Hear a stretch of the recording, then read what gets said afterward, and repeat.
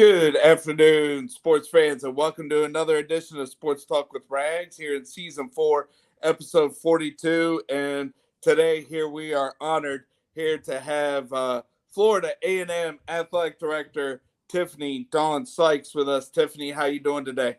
I'm doing great. I'm having a good time. I'm actually in Atlanta getting ready for our season opener, so it's a good day for me. Right. Well, hey, I certainly appreciate your time here with On the Go, and let's piggyback on that. I mean, one of the reasons why I wanted you to come back on is for Florida A&M football to open up the season there in Atlanta against Behold the Green and Gold at Norfolk State. Oh yeah, it's really exciting for me to open my season. Um, First game of the season versus Norfolk State in Atlanta. Both of my parents are Norfolk State grads. Right. My mom, who taught many people at Western Branch, was formerly Sandy Sykes, then Sandy Hutchinson, was an Right. English teacher at Western Branch, but a Norfolk State grad. And my dad, Randolph Sykes, who was an assistant principal at Deep Creek High School, Right. was a CIAA basketball player for Norfolk State and won a CIAA championship in '68. So, I'm really looking forward to the game, but I'm hoping to keep the family group chat humble with the family win. Yeah, well, and then it's awesome for Florida A&M to go back to Atlanta because they're on December 16th when Florida A&M football finished the season. It was a win there in Atlanta, right? Yep. So we do like to play in Atlanta because we win in Atlanta. The previous season, our baseball team won a SWAC championship in Atlanta. So Atlanta's been very good to us. As a matter of fact, yesterday at Football Media Day, believe it or not, it was announced that our basketball tournament is moving to Atlanta. But we don't lose in Atlanta. So we're looking forward to it. Starting our season the same way we ended it with a winning ATL. Yeah, yes, and then also just your first academic year there at Florida A&M. I mean, football and golf definitely had great seasons, and then some other sports here with baseball and softball having division championships. Yeah, for the first time in school history, we had two teams to win HBCU national championships. So really proud of that. You know, uh, Even though football is our sport, right? Everyone Right. associates FAMU with football. The good thing about golf is that our team is actually led by a FAMU alum. And Okay. the last time our team won a golf national championship, he was a student athlete on the team. Oh, So nice. that's pretty special. But again, to win both of them in the same year, and then 3 conference championships in women's cross country, indoor track, and football. We had 5 coaches be named coach of the year in their respective sports. Yeah. The 3 I just named. Our softball coach was named coach of the year. She won the Eastern Division, and we had 8 athletes be named player of the year, rookie of the year. So it was a really outstanding year for FAMU. Yes, and then with knowing your mom and following her on Twitter, I saw just before we started the episode that women leaders in sports, you were just named here FCS Executive Director of the Year. Yeah, my mom has gotten quite the Twitter following. When she first joined Twitter, I had some feelings about it. And I ran a poll. I said, somebody's got to leave Twitter. It's either me or my mom. Who should it be? And everyone said it was me. And I said, okay, well, I was just playing, right? I'm not leaving Twitter no matter what you say.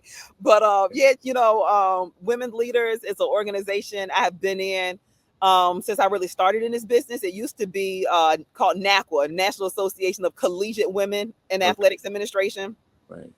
then transferred to Women Leaders in College Sports.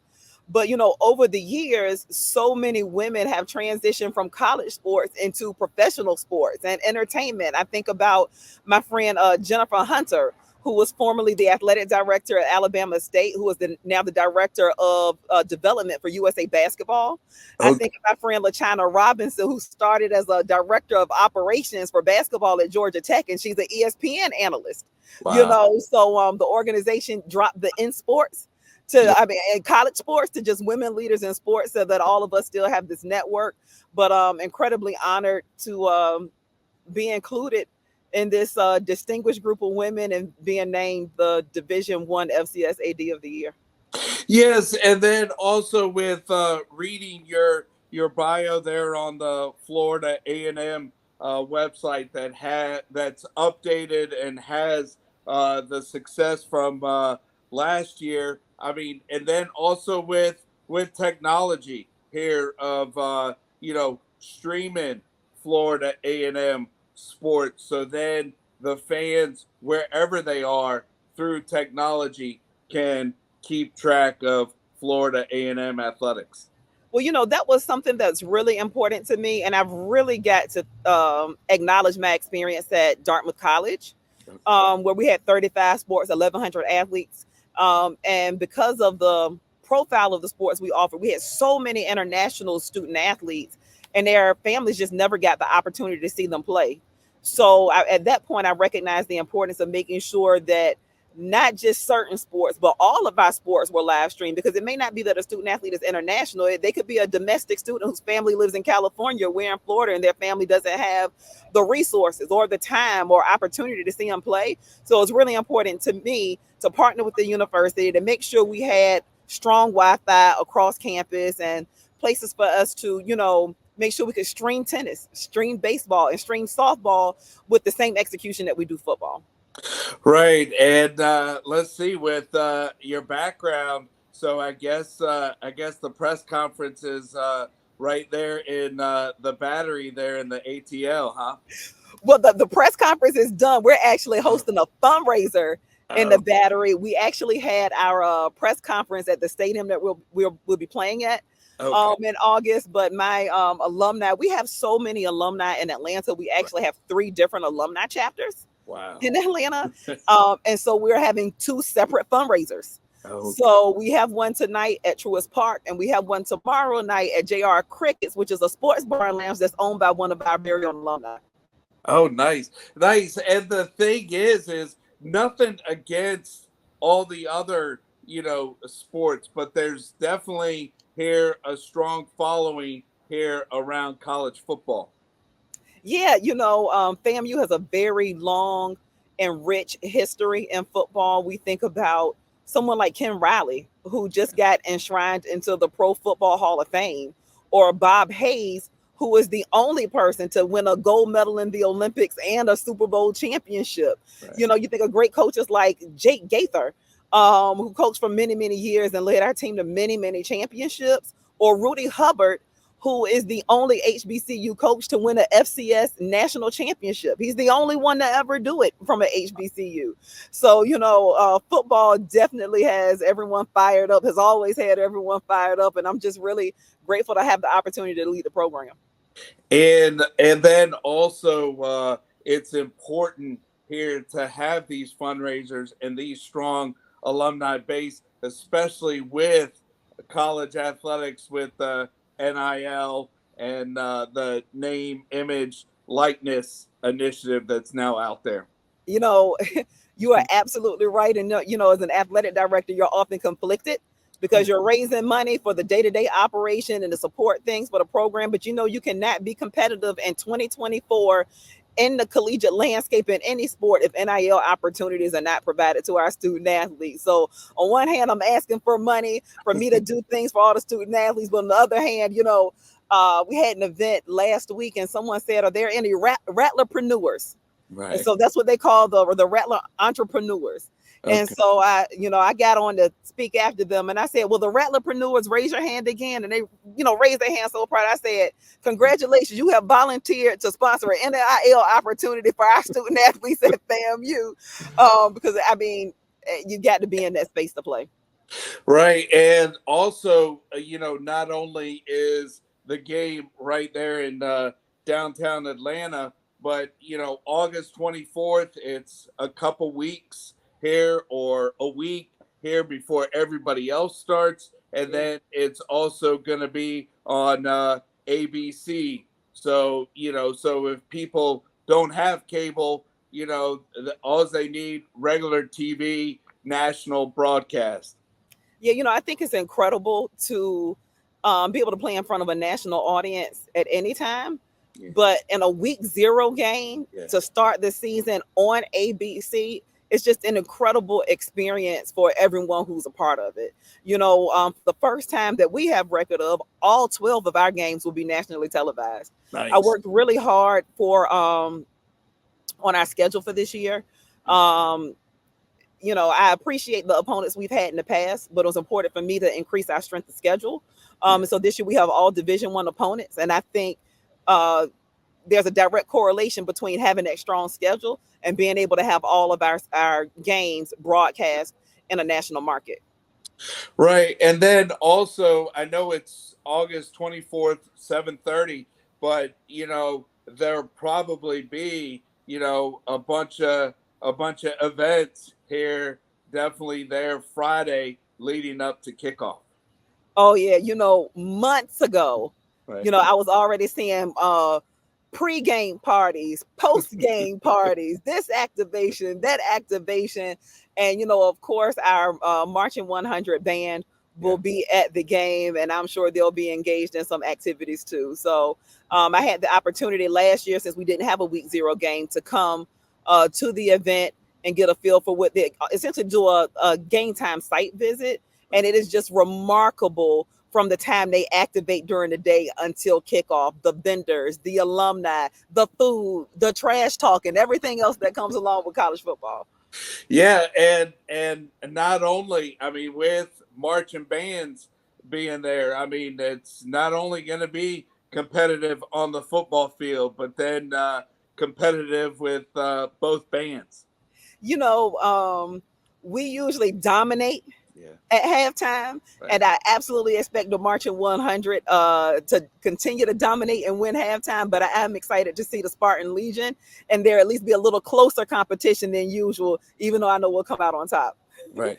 Yes, and then with MEAC versus SWAC, I mean, is this the second annual, or when did they start doing this opening kickoff? Oh goodness, I don't know the exact year, but they have been doing this opening game for years. Many years ago, I actually went to this game at Southern University, Okay, down when I was at Grambling. So that was years ago. right, But this is the first time because the opponents are predetermined years in advance. right. So the agreement is between both conferences. The conferences determine who's participating in the event, and this just so happens that this is the first time in the MEAC SWAC Challenge history that the reigning Celebration Bowl champion Oh, is competing in an opening game. yes. Well, I guess for all the listeners out there, with you growing up with my sister there at Western Branch, and now being an athletic director at Florida A&M, and your mom and dad, there with Norfolk State grads, I guess this is the first time that I've paid attention here with the background here of both schools there in your family. Yeah,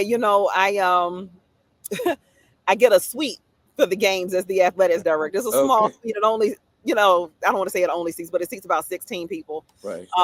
And so they are a hot commodity. A lot of people want to sit in the suite because we're in the South. It's hot on game day. Sometimes it rains. People want to be covered. They want to be in the shade. And so, I'm going through the list and I'm like, all right, mom, what are you wearing to the game? Right. And she's just like, green. And I was like, that's not enough. That's not enough. And she's like, oh, I found a green jacket that has gold and orange in it. And I'm like, you're not committed enough. Okay. Right. Like, if you want to sit with me, you're gonna have to wear orange and green, not green and maybe gold. So Right. Yes. And it's just I mean, all fall sports here are getting ready here for official practice here, with it being the middle of July. So I know that there's a big following around football programs, but all fall sports, pretty much kick off official practice here just around the corner. yeah, we've been fortunate enough to receive funding from the FAMU Foundation and also from our partner Nike for summer school. We last year spent over $500,000 in summer school, $571,000. This year I asked for a little more. We had $600,000 allocated for summer school. But what that allows us to do is have our student athletes there for the summer and work out with their strength and conditioning coaches. And then they do 7-on-7 on their own, without the coaches. Right. So we were able to put 88 football players in summer school this year. Wow. Because of the amount of funding we had. And then they report for camp on July 23rd. So, I'll go to sleep and wake up and they'll be on campus ready to rock and roll. Right. Yes. Yeah. And with being an athletic director, I mean, I know that you have a staff, coaching staff here to lead their programs, but any downtime nowadays with being a college athletic director? So my downtime usually happens right after football season. Okay. So last year, right after our bowl game, I flew straight from Atlanta to a vacation. And actually, the year before I started, I went on vacation right at the end of football season in December. So that is really the sweet spot for me when it comes to having some downtime. Yes. Well, hey, Tiffani, I know you're busy. Appreciate Mike Sharp here giving me this platform here to start this 4 years ago. And I know that through Diana Ransom, we connected to have you come on last year. But thanks again for coming back on, mainly to, talk about here this opening football game. But go Rattlers. And I know that August 24th and then the 24-25 athletic year is going to be a great year here for Florida A&M. I sure hope so, Mark. I appreciate you having me again. Sure, no problem. So know that Tiffani's busy, and as you can see, she's there in downtown Atlanta. So thanks again for coming on the go. All right, thanks a lot. I appreciate you. See you. Go Bruins. All right, go Bruins.